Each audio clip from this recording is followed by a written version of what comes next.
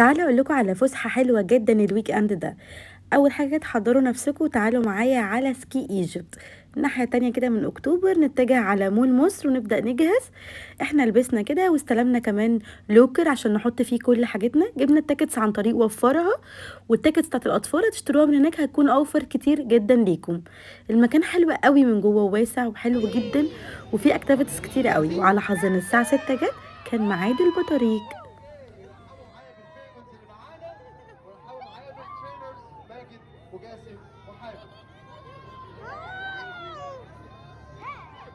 زي ما شفت كده كان حاجة كده خطيرة، وكنا مبسوطين جدا، استمتعنا جدا باليوم، بجد كانت فسحة خطيرة. وهو ميعادهم بيكون كل ساعتين بيطلعوا تقريبا الساعة 6 والساعة 8. أخدنا صورة حلوة معاهم ورجعنا كملنا اللعب بتاعتنا تاني. في لعب ممكن تلعبوها مع بعض وفي لعب ممكن تلعبوها سنجل. كان في لعب كتيرة جدا جدا تانية، بس أنا ملحقتش أصورها كلها. اكتر حاجه كمان عجبتني هناك ان في كورنر مخصوص للاطفال، بيقدروا يلعبوا لوحدهم كل اللعب زي الكبار بالظبط، فبتبقى حاجه خطيره بالنسبه لهم.